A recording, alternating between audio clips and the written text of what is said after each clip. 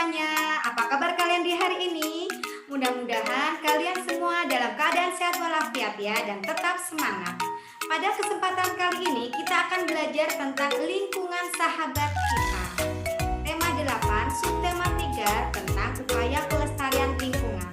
Tujuan pembelajaran agar kalian dapat memahami kualitas air bersih, kemudian dapat memahami pencemaran air dan cara mencegah pencemaran air, serta dapat memahami upaya menanggulangi krisis air bersih, dan kita akan belajar juga tentang gambar cerita. Simak baik-baik pemaparan materi berikut ini ya. Semangat! Tujuan pembelajaran kita adalah mengetahui syarat air bersih, memahami pencemaran air, mengetahui penanggulangan krisis air bersih, dan mengetahui teknik gambar cerita. Sebelum mulai belajar, kita awali dulu dengan membaca basmalah bersama ya. Bismillahirrahmanirrahim. Dan menurut keyakinan kalian masing-masing. Mengidentifikasi kualitas air yang baik untuk makhluk hidup dan lingkungan sekitar. Sebagian besar air yang menutupi planet bumi ini berupa air laut. Air laut tidak bagus untuk diminum. Air laut juga tidak dapat digunakan untuk kebanyakan industri dan keperluan rumah tangga. Kita beruntung karena 3% air di dunia berupa air segar, yaitu air yang tidak asin dan dapat digunakan untuk minum, memasak, dan mencuci. Kualitas air yang baik sangat berpengaruh terhadap kehidupan makhluk hidup dan lingkungan sekitar. Nah, apa saja persyaratan air? Air dikatakan sebagai air bersih apabila memenuhi syarat fisik, syarat kimia, dan syarat biologi. Syarat fisika air. Air tidak berasa, air tidak berbau, air tidak keruh dan tidak berwarna. Kemudian air tidak memiliki endapan dan memiliki suhu antara 10 sampai 25 derajat Celcius. Itu syarat fisika air bersih.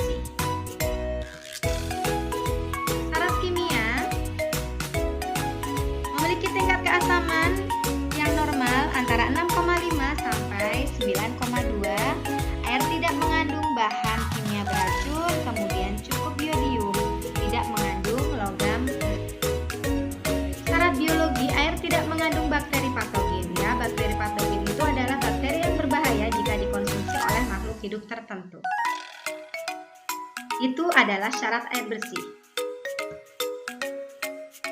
Syarat biologi yang lain adalah tidak mengandung kuman-kuman penyakit seperti disentri, tipus, dan kolera. Nah, kita akan belajar tentang dampak pencemaran air dan upaya mengurangi krisis air. Pencemaran air adalah masuknya atau dimasukkannya makhluk hidup, zat, energi, atau komponen lain ke dalam air oleh kegiatan manusia, sehingga kualitas air turun sampai ke tingkat tertentu yang menyebabkan air tidak berfungsi lagi sesuai dengan peruntukannya.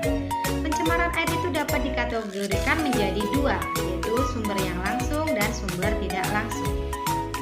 Sumber yang menyebabkan pencemaran air. Dampak pencemaran air adalah sebagai berikut. Sampah, contohnya adalah sampah yang membuat aliran sungai tidak lancar dan berbau sedap dan berbau tidak sedap. Tanah yang tercemar limbah mengganggu suburan tanah, kemudian air yang tercemar akan mengganggu pertumbuhan tanaman.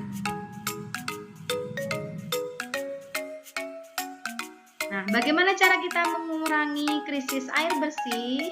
Kelangkaan air bersih atau yang biasanya dinamakan dengan krisis air bersih adalah sebuah kekurangan dari salah satu sumber utama kehidupan manusia.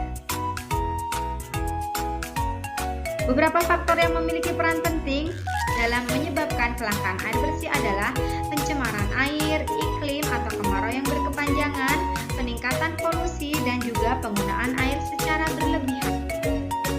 Ada beberapa tindakan yang dapat kita lakukan untuk ikut mengurangi krisis air bersih, antara lain menghemat penggunaan air, membuat lubang resapan, kemudian menanam pohon supaya akar-akar pohon dapat menahan air, menggalakkan gerakan menanam pohon, menggalakkan gerakan hemat air, konservasi lahan, dan pelestarian hutan dan daerah aliran sungai. Nah, adik-adik ibu semuanya, sahabat rumah belajar, silahkan kalian cermati gambar cerita yang tampak di layar monitor kalian.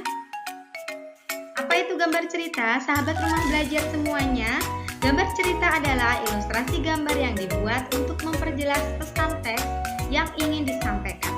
Contohnya yaitu buku-buku cerita bergambar, komik, novel, majalah anak, poster, brosur, buku pelajaran sekolah, dan lain sebagainya. Menggambar cerita dapat dilakukan dengan teknik kering dan teknik basah. Teknik kering menggunakan media pensil, arang, kapur, krayon, atau bahan lain yang tidak menggunakan air atau minyak. Sedangkan teknik basah menggunakan media berupa cat air, cat minyak, tinta, atau media lain yang memerlukan air atau minyak khusus sebagai pengencer. Terima kasih untuk semangat belajarnya, sahabat rumah belajar semuanya. Ya, tadi kita sudah belajar tentang kualitas air bersih dari syarat fisika, syarat kimia, dan syarat biologi. Kita juga sudah belajar tentang cara menanggulangi krisis air bersih, dan kita juga belajar tentang pencemaran air serta dampaknya, serta gambar cerita. Mudah-mudahan bermanfaat ya, sahabat rumah belajar. Tetap sehat, tetap semangat belajar dari rumah. Wassalamualaikum warahmatullahi wabarakatuh.